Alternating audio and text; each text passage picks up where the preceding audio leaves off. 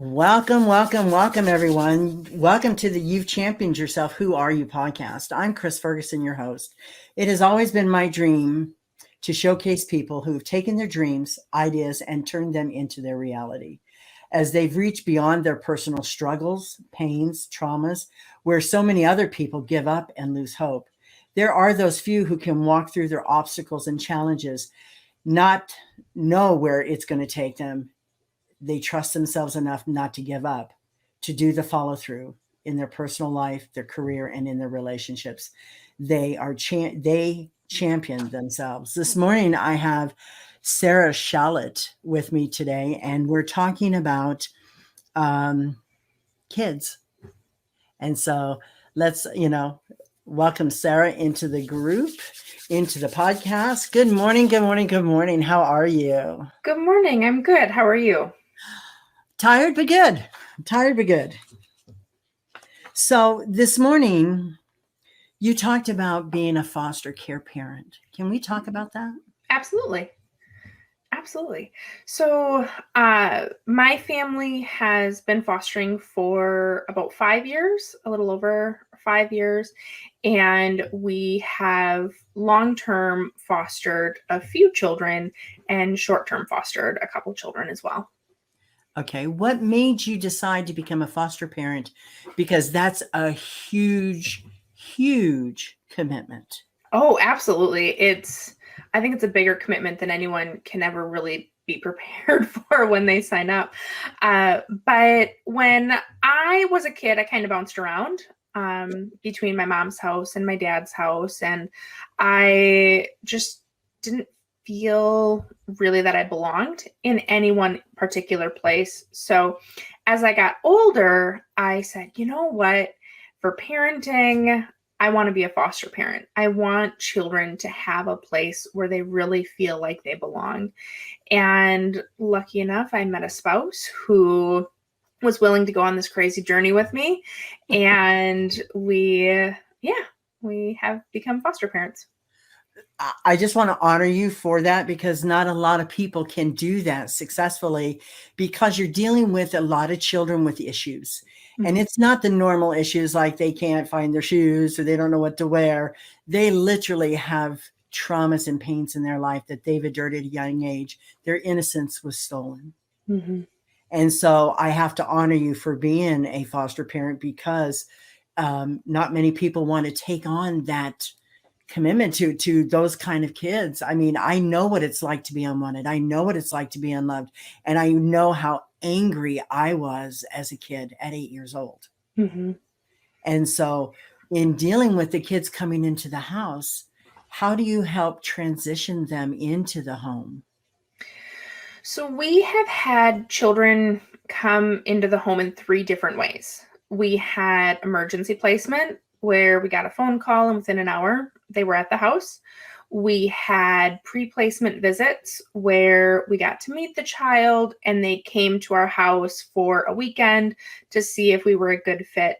And then our daughter, who joined our family on a permanent basis, we actually met her through respite, which is like state paid babysitting is the best way I can describe it. Okay. So each scenario, you welcome the child in a little bit differently. Pre-placement, it's all about crisis management, right? They were just potentially ripped from their family's arms and they have no idea what's going on.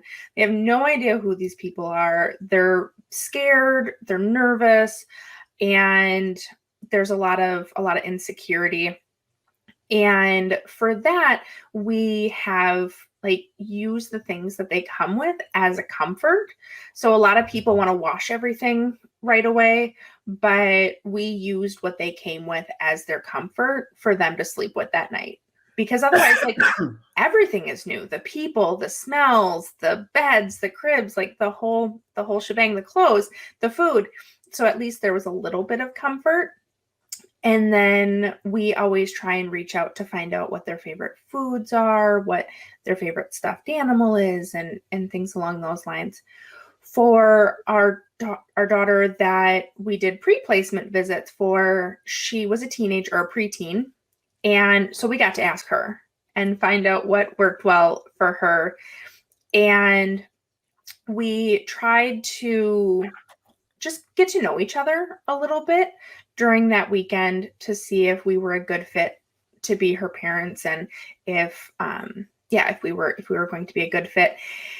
And then our daughter, who lives with us permanently, she came for respite. So it's like someone going over to an aunt's house and just having a lot of fun and hanging out. And she was a teenager, and we just laid our rules out, which we have very few, but they're pretty rigid, and helped her feel successful and welcome, and asked a lot of questions just to feel included. I would think that feeling that for the kids that you take in, feeling safe is the most important thing. Mm-hmm. Because when you have been ripped from your home, or you have been put in a placement against your will, Mm-hmm. all of a sudden you lose hope. Mm-hmm. Yeah. And with teenagers, I've been in law enforcement for 40 years. And the last 21 years of my career, I worked with troubled youth. Okay. And it was the most rewarding I ever had, because it was my way of giving back. It was paying it forward for kids who didn't have guidance, who didn't have support. And I guess in my glory, there was 4 girls that were homeless because they'd rather sleep under a bridge than to be tricked out by their parents. Mm-hmm. And so I made sure that they had PE first period with guidance, so I could wash their clothes. They would get PE clothes, and then they wouldn't stick out. They would look like just every other kid. So the fact is when they graduated, I was humbled because they did the work. Mm-hmm. So how do you help these kids do their inner work in dealing with all of this? Because at the home is where it really shows up. Absolutely. As hard as it is, especially, so our family specializes in parenting teenage girls with mental health struggles. And I very much have to remind myself, you can lead a horse to water, but you can't make them drink. Mm-hmm. And we can provide all the resources, we can provide all the support, but unless this child or this individual wants to make a change, they're not going to. And so a really big part of that is managing my expectations and working on their timeline. And one of the children that was in our home said something so profound, and it broke my heart in such a big way. They said, I'm so scared to let go of all of this maladaptive stuff. Like, I'm so scared to let go of all these problem behaviors, because at least I know what I'm getting there. At least I know what comes next. Like, who am I without all of this? Mm-hmm. And I found that to be so profound and so emotional because, like, that's true. Like, how do you let go of just that part of you? It's a lot. So learning to work at their pace, I think, is the most important thing. And I love that answer, because it actually is. I ran away from the orphanage at 14 after 2 girls tried to murder me, and lived on the streets. And so I get that. Mm-hmm. It's amazing. But I wanted to talk to you about you had mentioned healing from from personal attachment struggle so that you don't pass it on to your children. Can we talk about that? Yeah. So in parenting in general, your attachment style, you pass on to your children, you pass on to it's just intergenerational. And with foster care, the children that come into your home inadvertently trigger your own struggles. They trigger your own challenges. And I learned early on that if I didn't work through my attachment stuff that I had, I was not going to be the best parent for these children. And so I did a lot of work, and actually I worked through the book Parenting from the Inside Out by Dr. Dan Siegel, and worked with an individual therapist to look at why I respond the way I do at points of calm and at points of stress, and like all of these different aspects. And the further along in that process I went, the more connected to the children that were in my home I became. And ultimately, the safer and more comfortable they felt. And that's, well, that from my last statement to now, it is paramount. It's absolutely paramount. And being one of those kids, and I was never fostered, but you just don't know what to do. You don't know who to trust. You don't know where you're in a flight mode, fight or flight, and you just don't know which one you're going to use at that point. So I absolutely get it. And how do you make people feel really comfortable? What is that in your special talents that you have? Yeah. I'd love to be able to bottle it and sell it to other people, because generally people tell me all the time, I feel so comfortable with you. And I think what it boils down to is I don't judge. People can say anything they want, and actually I don't respond outwardly. I respond inwardly, but I don't respond outwardly. And I get it. it gives people the comfort that they can say anything and not feel shame. So people say things to me and I'm like, oh, how did that feel for you? Or, how does that impact you today? Or do you want to talk about that more?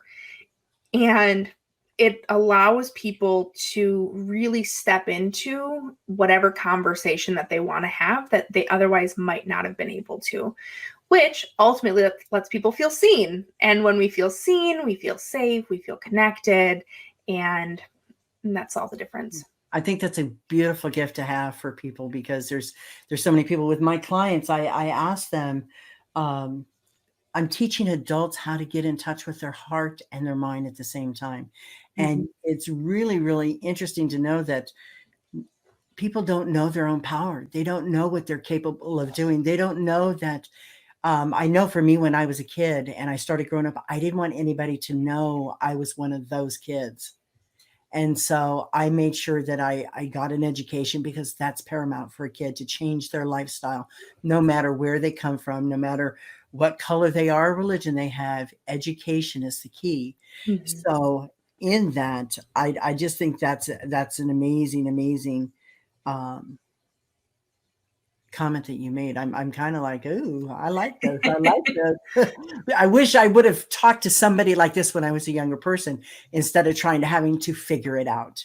And when kids are punting, they rely on the wrong sources, their friends, to tell them the realities of life. And they really don't have a clue. Well, and so much of my work that I do, so I parent coach, and I parent coach parents of children who are in the foster care system. And I find that the parents of children who are in the foster care system had the same level of trauma as their children have, and sometimes even more trauma.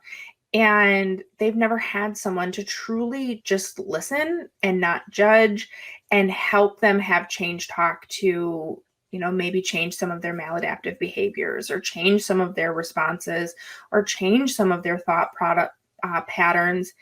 And because of the children that we parent, we can't parent more foster children.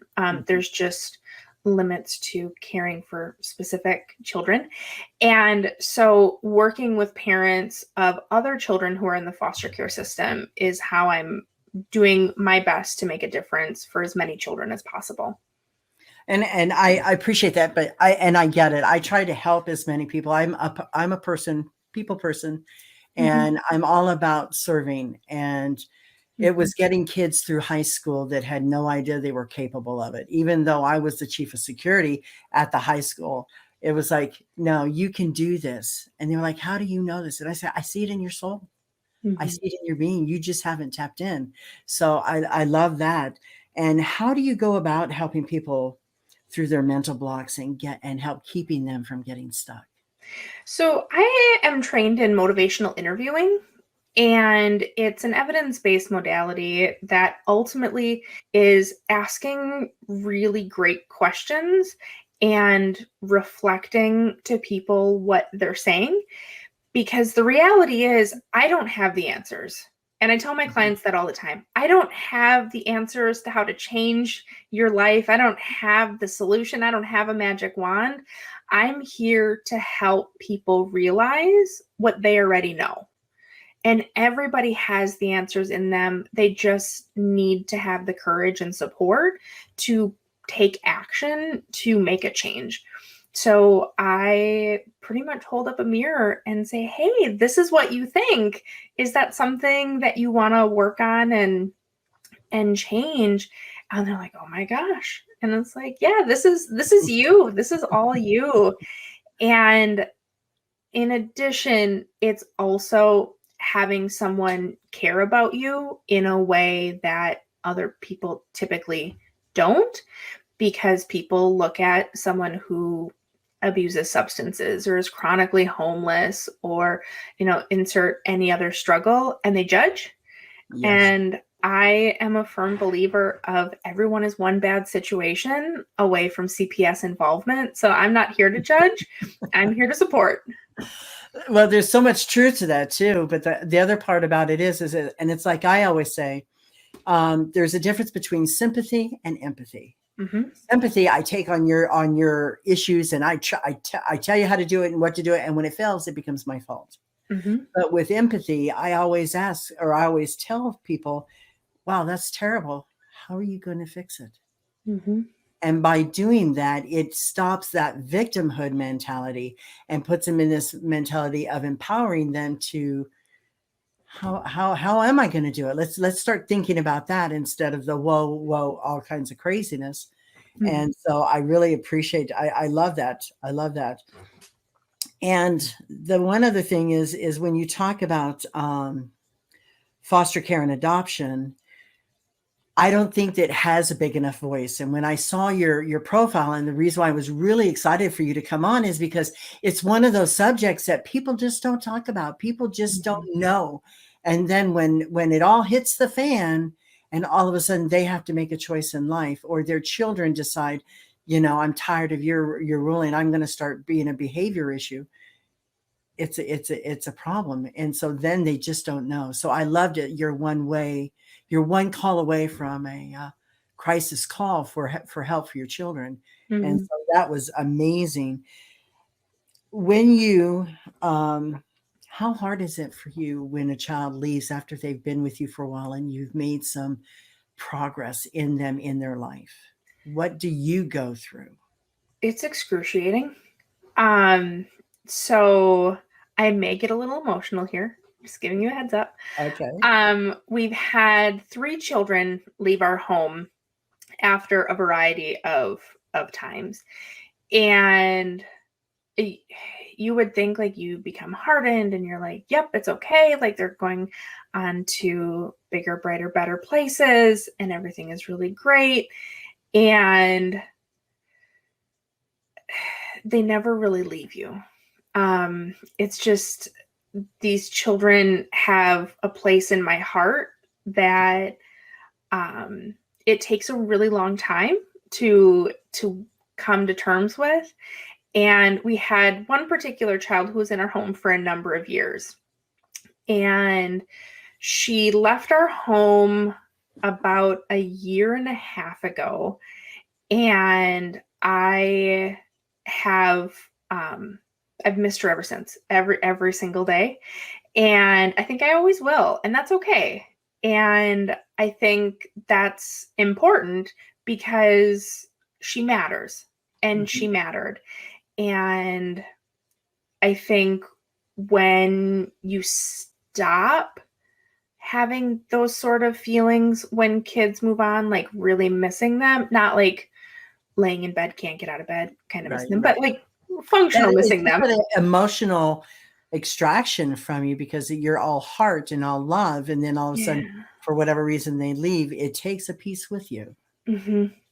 Yeah. And I think about all 3 of those children every single day. And I hope they're doing well where they are. And if they ever listen to this, I hope that they know that they can always come back to talk, for a hug, or for a visit. That's amazing because When growing up, it was just like we didn't have foster care. But have any of the kids contacted you on Facebook once they've gotten, stabilized in their life? And are you still talking with any of them now today? So they're not at that age yet. Okay. They're not quite at that age yet, but do I think it's possible? I do think it is possible. And we have our daughter who is a permanent daughter in our lives. And I think she is hopeful that at some point we also hear from the other kids as well. Oh, I love that, because I've been gone from the high school now down in South Florida since 2011. So it's been 10 years. Mhm. And all of these kids are hitting me up on Facebook. They're still asking me for guidance, hey, I did this as a kid. Do you think I could get this job? And it's just absolutely, this is who we are as a society. This is why the juvenile criminal justice system is the way it is to give you chances and then give you a free break at 18. So let's try this and see what you learned. And she became a teacher. And I love the fact that she's inspiring children to become their best versions. And she's in the middle school, which is let me tell you, I would rather do high school and just be the brute and, be the one that has to, chase down the quarterback of the football team because he's dealing drugs on the football field during ROTC, compared to dealing with the middle school kids who are just a bottle of emotions. Oh, yes. Oh, yes. I would agree. So is there anything I've left out or is there anything else you wanted to bring up about? Or let me ask you this: if somebody wanted to get in touch with you because they know of somebody who is in foster care that could help, or the parents that could help use your advice and guidance, how would they get a hold of you? Absolutely. So my website is thefosterlane.com. And on the website, if you go to pretty much any page, there will be a pop-up for an excerpt from my book. I wrote a book, and that came out in June of 2021. And that's the book that I wrote that I wish I had when I first started fostering. And then there's also courses on that website for people to take a look at as well. But if they just want to chat, I would say reach out on Facebook. It's the Foster Lane Parent Coaching. Don't reach out on Instagram. I'm never on Instagram. But not the rarity that I'm hearing. I know it's terrible. And then I have a support group that is free for parents of children who are in the foster care system or foster and adoptive parents, and that's available on Eventbrite. I didn't know you wrote a book because you didn't put that in your notes. What is it called? Let's do some talking about this. Let's get some exposure to it, because you never know. You never know what you put out, how it can help somebody. Absolutely. So the book is called Welcome to the Foster Lane: Parenting Advice from a Coach Who's Been There. And it's available, honestly, anywhere you buy your books online. I think it's at 300 booksellers worldwide. And ultimately, like I said, it's the book that I wish I had when I first started. It talks about the fact that it's going to be hard, but it's also going to be great. It talks about some strategies that you can use for parenting children who've experienced trauma. There are letters to all of the different types of parents, and I've had counties that have reached out that they're going to buy it for their newly licensed foster parents. So I love that. I love that. But I'm on 5 different platforms, and this gets posted in YouTube. So there's an exposure to this. And so I'm so glad you inadvertently mentioned it so we could talk about it. Yeah. But, I just want to thank you, Sarah, so much for your knowledge and your experience and your love that you share with these kids who need it so bad. And being one of those kids, I'm grateful. Wonderful. Thank you so much for having me. And so it's just amazing how, and you're one of the people that I have made this podcast for. It's people who champion other people. They champion themselves to be able to give to other people. And I thank you for that. So thank you for being here today, and have a great day. Thank you. Wow. I just want to say, Sarah is an amazing individual, special kind of person who became and wants to share her love with children, the ones that most people don't think can have a voice. And so that's why I created this podcast. Sarah stepped past all of her issues, her personal issues. She stayed the course and had the courage to follow through to the end. Sarah, you've championed yourself. Now we know who you've become. Thank you for sharing your ideas, your thoughts, your dreams, and how you affect the planet. Thank you.